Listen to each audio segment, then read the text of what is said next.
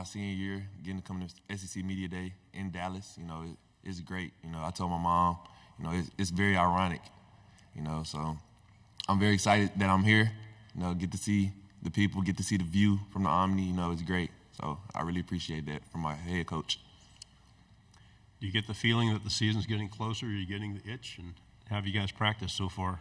Oh, it's been great. The team camaraderie, the player-led, it's been very fun, exciting. We've been working extremely hard this summer, going day by day, getting closer to fall camp. The only thing we can do is just focus on the next day and getting better at doing that. Right here in the front row. Hey, Dallas. AP Stedham, AP Kelly, as we see it, syndicated radio. Dallas, tell the people about a Bobby Petrino offense. What's so unique for the wide receivers, and how do you like your new quarterback transfer from Boise State? Man, getting coached by Coach Petrino has been great.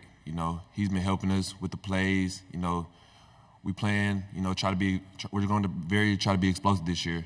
And, with Taylor Green coming in, the leader he is, he's 6'7", looking at him, you can already think he is a leader, so he's been great, talking with the players, talking with the team. It's been exciting. We'll go here in the front row on the right. Eric Bailey with the Tulsa World. I want to ask you about Luke Hawes. What does he bring to the offense? I know he had a shortened season last year, but as a young player, what can he do to help the offense? The biggest word I can say about Luke Hawes is consistent. He's one of the most consistent players on the team with his hands, with his route running, with his ability to learn the plays and stay locked in. Luke, like I said, we've seen him.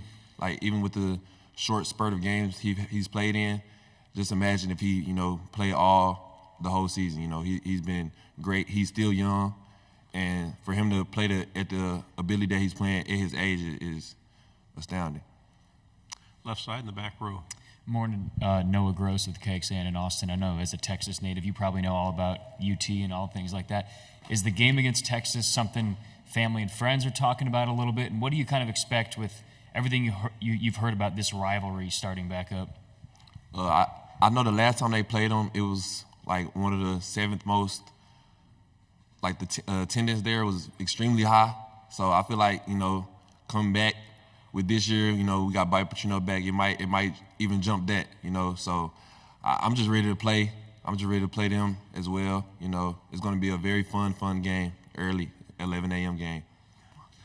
Right side on the aisle. Yeah, Andrew, Courtney Mims, Pig Trail Nation, you decided to come back to Arkansas for another season. What went into that decision, and what makes you confident in this Razorbacks team? We were extremely confident last year, and looking at how the team was last year with those close losses that we had, I feel like we can build on top of that. And with me, I feel like if I would have left, I would just left, like try to get to the NFL and things like that. But I feel like it was unfinished business here, and I feel like we can do something extremely great here, and that's why I came back. Left side in the back.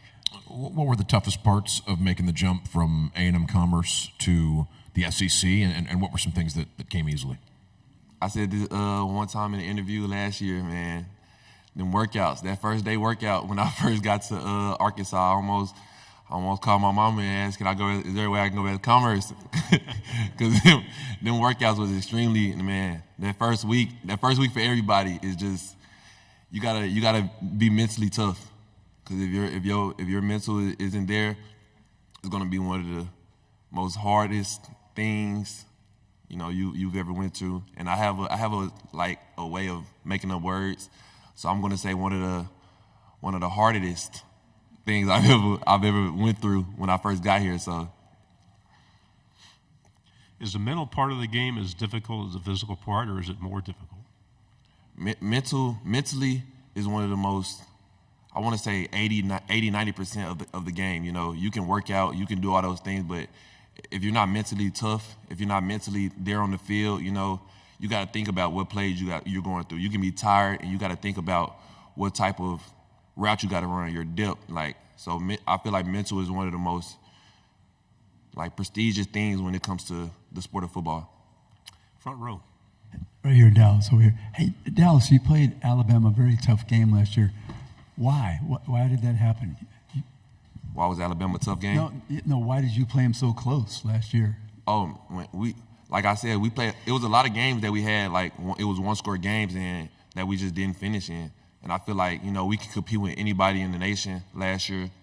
It's just that the finishing aspect of it. Like I said, we had a lot of one-score games that we could have, that could have went our way, but didn't, and it could have changed the season around, like with our confidence and things like that. So I feel like we played. We just played to the best of our ability.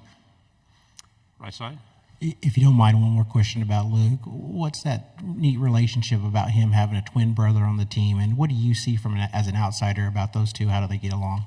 Man, they love each other. That's the twin brother love you see from a lot of twin brothers. They work out hard. They're extremely, they're vocal leaders and things. So I feel like, with Luke and Dylan coming in, helping the team, it just builds on to the team camaraderie. Left side again. What can you tell us about what else Arkansas has at the wide receiver position, and anybody that you think could really break through this year? Anybody who's really impressed you with the work they've done this offseason? Definitely. We have Tyrone Broden, 6'7", fast dude on the team. You don't see that a lot. He's good in getting down in his breaks. He's good in catching the ball in traffic. He's good at going up and catching the ball. He's been extremely, extremely, extremely locked in this year. We also have Isaiah Santana, Jadon Wilson, Davion Dozier, C.J. Brown, a lot of young guys as well, Desmond James, Jordan Anthony. Like I said, Jordan Anthony, like we talked about the NCAA game, and he is an absolute cheat code because he has a 98 speed, and you could just say down, say hut, and just throw the ball, and he's just going to run under it and catch it. So, but I feel like our receiving room as a whole has been it's been great. With the tough losses last year, what was the message during that tough time, and how's the message going into this year? Next day. The next day was the message. We can lose a game, but the game is lost. Like, there's nothing you can do about. You can't harp on. You can't be sad about it. Just like if I drop a ball in the game, like me getting mad about dropping the ball isn't going to do anything but mess up my mental during the game. So if I drop a ball, I just got to say next play, because that next play can be a 90-yard catch, but I just dropped a 5-yard catch, which could have turned into a 15-yard. So you just got to stay focused and keep your mind on the swivel. Another question on the left side. Arkansas's, I believe, their first conference road game this year is at Jordan-Hare Stadium in Auburn. You weren't on the team the last time Arkansas went to Auburn, but I imagine you've heard about playing at Jordan-Hare before. What have you heard about making the trip to Auburn? I haven't heard a lot about going down there and playing, but like I said, we had that long stretch last year, the 5 away games. So with that being my first year in the SEC, I'll be kind of used to taking the travel and playing in the away games. So I feel like it's gonna be great. It's gonna be fun. Anything else for Andrew? Got a couple minutes. He's a good talker. Okay, left side. Obviously, to get the ball, you have to have Taylor Green standing. What can you say about the offensive line and how they've improved from last year to this year to make sure that you're getting the targets that you deserve? Man, the O-line is one of the most together O-lines I've ever seen. They come in together on the weekend, 7 days a week, in the training room together, in the pool together, doing rehab together, and they're not even hurt. They just in there doing, just doing rehab to make themselves better, and making themselves better is gonna, make the team better, make the offense better, and also make the defense better, because that defense has to go up against the O-line. So I feel like the O-line has took a dramatic step.